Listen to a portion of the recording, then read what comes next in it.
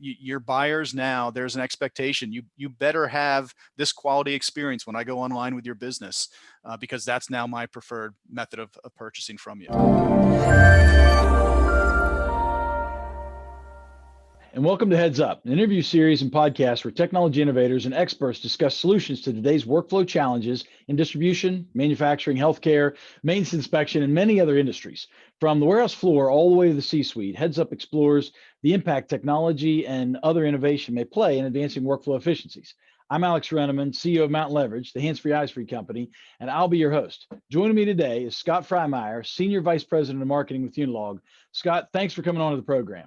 Absolutely, Alex. Good to be here. Thank you. Hey, let's start right off with who is Unilog? What do they do?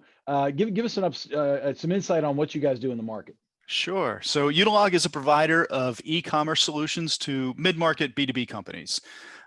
So think of your wholesale distributor of either electrical, HVAC, plumbing equipment, hard goods distributor, manufacturers in that space.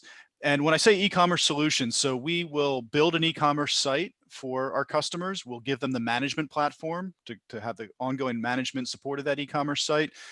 We also do a lot around product data content. So when you think of our typical customer, they may have tens of thousands to hundreds of thousands, even millions of SKUs that they sell.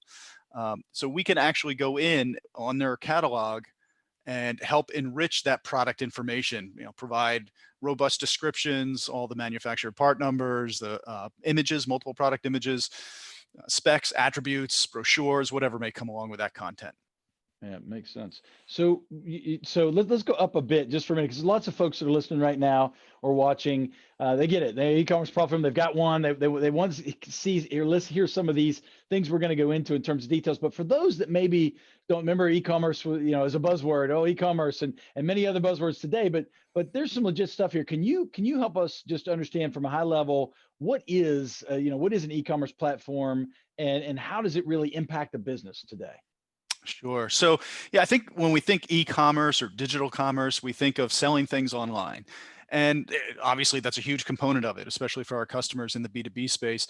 But you also have the convenience factor, right? So your customers, your buyers being able to go online and see what are my open orders, my invoices, past purchase history, all those types of account things that they need access to as well. So it's a combination of sales and the customer convenience, and then just being able to see your catalog and search your catalog and understand what solutions you may have for them. So we typically serve in the mid-market space. Again, distributors, wholesalers, manufacturers that might be somewhere between 20 million to up to $1 billion in revenue. And on the retail side, we do have customers who are kind of specialty hard good retailers. So think of your local hardware store, lumber yard, paint store, right? And these are people from a business impact perspective. There is a tremendous amount of competition out there right now from the big nationals. So if you're a distributor, Grainger, Fastenal, the nationals, the big boxes that are putting a lot of pressure on you, as well as for the specialty hard good retailers, you have Home Depot, you have Lowe's, and in both camps, you have Amazon Business and other, the rise of these different business marketplaces that are putting a tremendous amount of pressure on the sort of independent distributor, hard good retailer. So, our mission has been to help them elevate their business and compete on a sort of level playing field with companies that tend to have a lot deeper pockets and very sophisticated staff. But so from an e-commerce perspective, anything we can do to help drive their sales up and drive their cost per transaction down, that's the name of the game. Well, and that just answered one of my questions of why would somebody look to increase their e-commerce presence? But let's talk about 2020, man. I mean, COVID comes in. I don't care what market you're in, you're impacted, your business has changed, challenges, new opportunities, all that comes in. So what impact have you seen that the pandemic has put onto these markets, in the mid-market or wherever else? Oh, wow. Yes, it's so many impacts. And I guess some of it depends on the industry that you're in as a business, right? So certainly if you're a distributor wholesaler who supplies the restaurant supply or gas and oil industry, okay, some of those are falling flat on their face. And that's, but on the flip side of that, you have people who are in janitorial sanitary supply. If you're a safety distributor of PPE, wow, man, you were in the right space at the right time. So yeah, we've seen 2020, it's crazy. Some have struggled depending on the market they're in. A lot of them are doing fantastic. We have customers that have, in the period of 1 or 2 months at the height of the pandemic, earlier in April, May, we're doing as much e-commerce sales in those 1 or 2 months as they did the previous year. So I think, coming at it another way, the biggest impact I've seen with our customers is the buying preference on behalf of their customers has absolutely altered. And we've been saying this for years, right? You have to go through a digital transformation. Buying preferences are changing. People are moving online, but man, has it accelerated in the past 6 months or so, where your buyers now, there's an expectation. You better have this quality experience when I go online with your business, because that's now my preferred method of purchasing from you. Yeah, it's a really good point. I mean, this trend has been coming, it's been happening, it's been growing, but boy, it was juiced. This year was Yeah. juiced. And so really, and I'm sure depending on the different markets, as you mentioned, the percentage of overall sales versus e-commerce sales and things probably varies by those industries. But what strategies are you seeing in your customer base that folks are using to increase their e-commerce sales? Sure. And when we talk about sales, I'd even say, a lot of people even wonder, where is the benchmark? What should I be? What should my e-commerce sales be as a percent of my overall revenue? Mhm. If you look at the B2B market today, you're probably talking about just shy of $6 trillion. And maybe 2 years ago, about 12% of that was coming via e-commerce across the market. This year, 2020, you're probably looking at close to 17% of that coming in via e-commerce sales. So there's definitely been a growth there. And so what are the ones that are doing a good job doing? The distributors I speak with, the ones that are really doing well, they tend to focus on three areas. The sort of magic formula for your e-commerce revenue is something. It's very simple, really. And by the way, when I say e-commerce revenue, I'm talking about revenue that flows just through your e-commerce website. I'm not talking about EDI. I'm not talking about what you might be doing on a marketplace, with a third party, but just through your e-commerce website. It's the number of web sessions that you have on a monthly basis times your conversion rate. How often they go to convert on a purchase, times your average order value, AOV. That Those three variables, when you multiply them together, that generates what your e-commerce sales is. So the really smart companies in the B2B space and others, when they can focus on one of those three levers and say, okay, let's see what we can do to drive higher web traffic. Okay, well, that starts with the quality of content you have on your site about the products you sell. And it's a part of the equation that people often overlook. They think, I'm launching a new e-commerce site. I want to have all these great bells and whistles and features and functions on my site. But don't forget the quality of the product content on that product detail page, because that's what attracts search engines.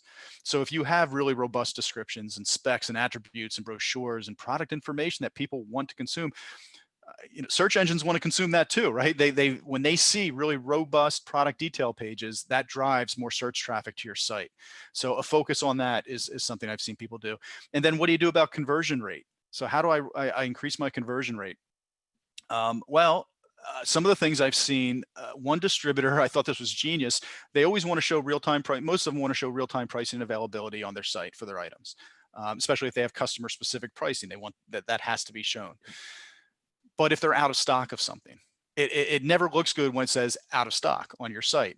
A lot of times people see that and say, I'm going to go bounce to a competitor and see if they can get it for me. But if you instead replace that out of stock message with a button that says click to chat about availability, and now that you as a buyer, you say, okay, well, let me see if they have it in stock or not. You click the chat, you get in a live chat with the sales rep, and the sales rep says, yes, okay, it's out of stock, but we can get it in this week. Or maybe it's 2 or 3 weeks, but you can at least tell them the expectation on the lead time, and maybe you do a better job of converting that sales.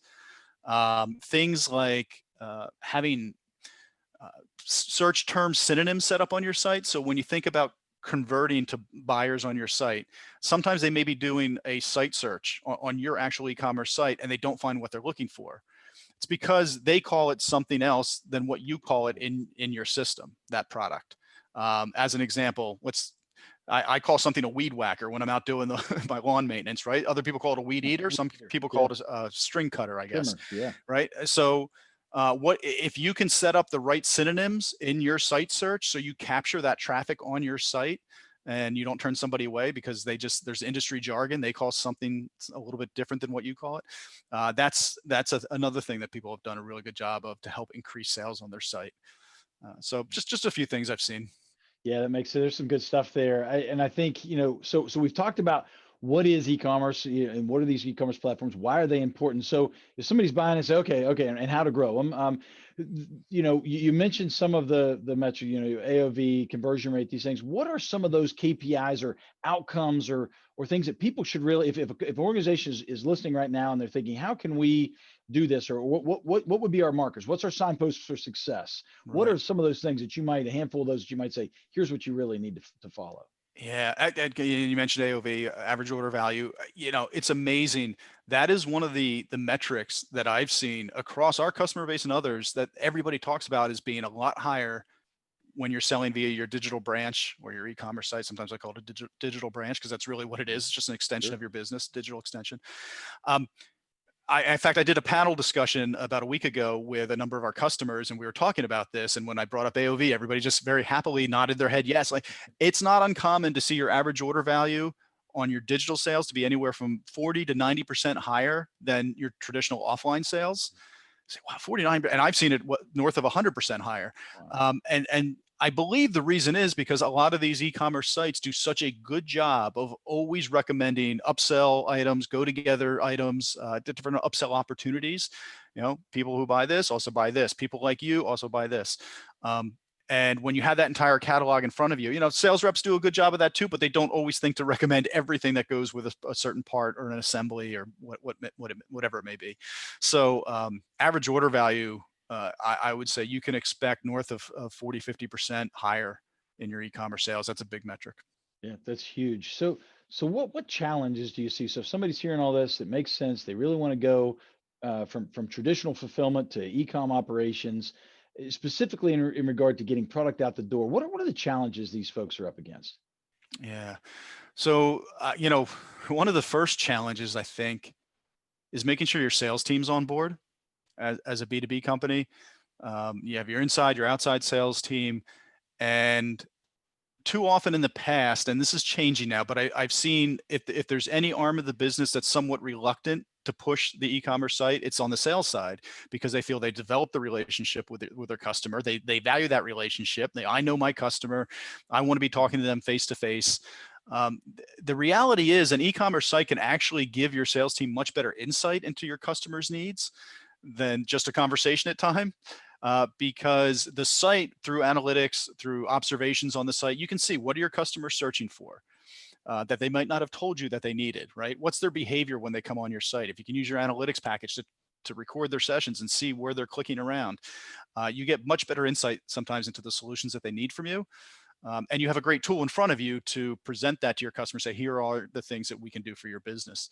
But getting your sales team on board from the beginning is, I think, a very important challenge to overcome. Yeah, that's important. I mean, you really can see that as being a nice additional layer, additional analytics, additional insight into that customer that can really support some of those some of that one-on-one sales work that's out there. There's a great book, and it's called Everybody Lies. I believe that's the name of the book, and I apologize, I forget the author. Have you Yeah, read this I one? have. Yes, Yeah, and indeed. very, very interesting, right? And the premise Great. being that we lie to each other all the time, not in a malicious way or a mortal sin kind of way, but yeah, hey, we lie to our But friends, we our don't lie to the coworkers, our search spouses, engine. but we don't lie to the search engine. You're That's right. We right. don't lie to the search engine. So when you can capture that and see what your customers are searching on, your buyers are searching on, they might not tell you that they need that, but it gives you a lot of good insight. Yeah. That's right. No, it's fantastic. And so, one of the things you mentioned about the sales team, not making sure that if the sales team isn't on board, that's a miss. What other things might an organization or that you've seen in your experience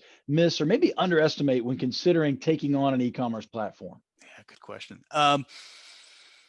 I think a lot of them underestimate who their competition really is online. And I say that because if I'm a wholesale distributor, I think, okay, here's my regional or local competition. This is their e-commerce site. That's who my customer may go to as an alternative to me. Yes, that's your competition. That's not your only competition. Believe it or not, your competition is, of course, Amazon Business. It's also Netflix, Google, Apple, all these great digital companies that have set the expectation. The bar is way up here. Great Um, point. and and maybe they don't sell what you sell, they don't have the solution, but they're setting the expectation for what a great digital experience and digital engagement looks like. How many times, Alex, have you gone to a site and you're like, this site's terrible, it's so slow, it's not organized well, I can't get to what I need, it's not personalized to me. And so just beware, your competition is not just your traditional competition, it's all these great digital companies around that are providing really nice online experiences, And that's and such that's a the bar great you have to point. meet.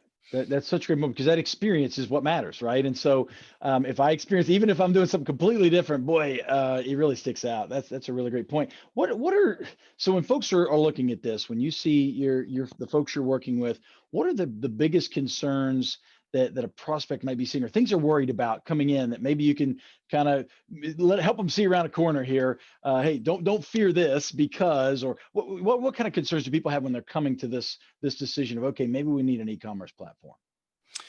Um, I think some of the things that concern them when they're looking at an e-commerce platform, I'm not sure if this is the answer you're looking for, but it is, a lot of them they want to gauge the success based solely on how much incremental sales I'm going to get from this. That's the only way I can justify the investment in this digital channel. Okay. Yeah. And I think that's a mistake. Sales is a big part of it. And that might be part of your strategy, right? My strategy might be, I want to go out and expand my geographic market. I want to expand my market share into these territories, these regions, take revenue away from my competitors. But a lot of them, there is an important, and I hate to call it a defensive posture, because that doesn't sound like you're being aggressive, but it's important to defend your territory and your customers and to maintain their loyalty. And sometimes that's not by increasing sales, it's just by providing them tremendous convenience online. Too many people think of sales as the number one benchmark. I think of it as the number one reason people buy from you online is for convenience. And if you can't provide that convenience, they are not going to be loyal to you. So while you might be thinking about, I would need to grow my sales by this much, on the back end, you might not even realize the number of customers who are leaving you out the back door for your competitors because you don't provide a convenient interaction or commerce experience online. So I think that's certainly one of the things that I think, while people worry about the sales, focus on the experience you're providing for your Experience. customers. Yeah, it's so true. So looking at, kind of at the animal that it is, but where is it going? So when we look at how are you advising existing customers on the changes that are coming? I mean, nobody saw COVID coming Right. necessarily in its form, right? But it's here and it's brought change. What else do we see? What's next? What's happening? And how are you advising folks from an e-com perspective? What should they be preparing for? Sure. So if you listen to the pundits in the industry, there's a lot of talk about marketplaces. So what is the role of a marketplace going forward versus your e-commerce site? And I've heard some people say, oh, e-commerce sites won't even be a thing in a few years. Everybody's going to be buying on marketplaces only. I don't think so. I think it is another channel. A marketplace is another channel by which you will interact with your customers. It's not the only channel, just like e-commerce is not replacing traditional in-person sales, phone sales, or anything like that. Right? That still exists. God, there's still fax orders that come through, I'm pretty sure, Totally. in our industry, surprising Yep. enough. But so from a marketplace perspective, what I'd say is you do need a strategy. You need to figure out, are you going to be trying to sell some of your items on a marketplace like an Amazon business or other marketplace? Are you going to be selling on a more industry specific marketplace? I do caution distributors to think long and hard about selling on Amazon business. And listen, I love Amazon. Some of the things they do are absolutely amazing. And they've certainly, again, set that bar for customer expectation. Indeed. But from a distributor standpoint, we've seen the threat and the danger, which is we have a lot of distributors who went for short-term gains and jumped on there and tried to sell items and were successful, but they've turned over all of the knowledge of their customers' buying preferences, price sensitivity, inventory, everything that's turned over to Amazon at this point, who does a great job at analyzing that information, that data lake of information that they can pull from now and say, okay, what are the fastest moving items? Where do I have the chance to undercut on margin? What's the price sensitivity there? So Amazon commercial, came out a white labeled brand of facial tissue, toilet paper, paper towels, things that after seeing what moved quickly in these marketplaces, now they can undercut the very distributors who are selling on these marketplaces by white labeling their own products, promoting them on the site, which I know they've done. And they might say they don't do it, but they'll boost them over other results. And now they're making a killing on that and cutting out the very people that help build the marketplace to begin with. So be very careful about Amazon, but definitely have a strategy for, am I going to partake in a marketplace, or do I want to potentially bring other businesses and have them sell on my site as if it's coming from me, but it just increases the sort of endless aisle of assortment that I have. That's another potential strategy, sort of a reverse marketplace. Yeah, I like that. And I'll tell you, I've heard some real horror stories from the Amazon scenario you just painted. And one of the things I think for folks that are concerned about that, it does seem, at least one of those trends that COVID has created, is people being open to new brands, right? So you have a chance potentially on your own without jumping into the Amazon marketplace to get some interest if that experience is there, right? So this is all good. Hey, I love to ask, I want to have folks like yourself on. You already mentioned Everybody Lies. And by the way, I really quickly pulled that up. It is, I don't know how I can pronounce the name, but it's Seth Stevens, David Owitz, something like that. But anyway, neat read. I agree with you.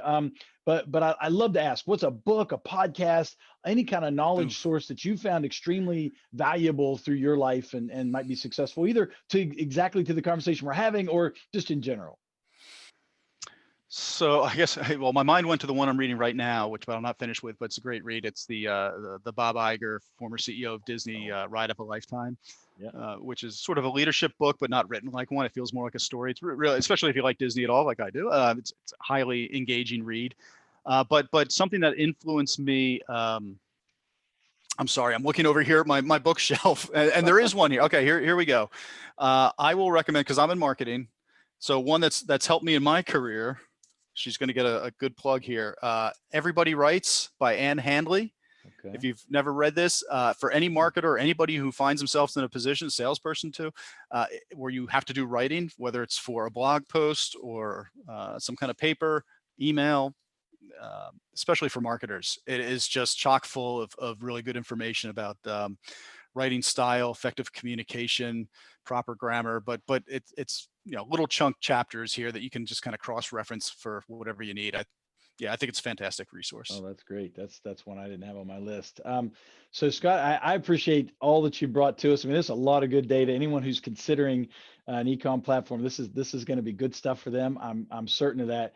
In the year that it is, 2020, COVID. I mean, at time of recording, we're recording this after the election, but we still don't know who his president is. I mean, this is one of those years. But I would ask, I always love to ask, what's something for which you're grateful or hopeful? Bring us some light and some joy into this as we close this thing. I by the way, I was on the school of thought that on Halloween night, when it was Halloween, we had a full moon and the clock set back an hour, that everything was going to kind of reset to its normal state, which it hasn't. Yeah, right. So what am I doubled over? What am I hopeful for? What am I grateful for? First, thankfully, immediate friends, family, we've all been healthy as far as we know.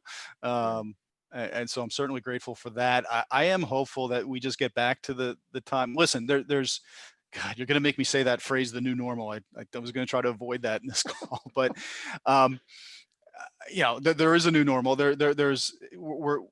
We're going to get some things back, other things it's going to be a little bit different, and we have to adjust to it. I'm really hopeful that we can get back to the point where I can go. I'm from Philadelphia area.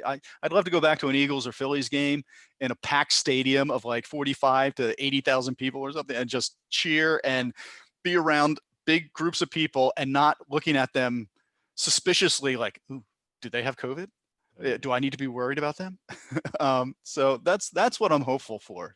And I think we will get back there. It's going to take a little time, but it's coming.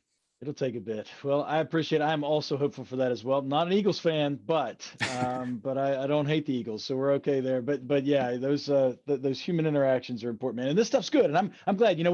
We aren't in the same region, so to be able to talk like this is fantastic. But boy, getting together is you can't beat that belly Yeah. to belly stuff. So anyway, man, I appreciate it. Thank you all. I really appreciate. So folks, obviously if they're interested, we'll have your information. Unilog's a great partner in that regard. And I just good luck on everything you do. And thanks again for all the information you brought to us on the program. It's been fun. Thanks for having me, Alex. Thanks, Scott. Take care.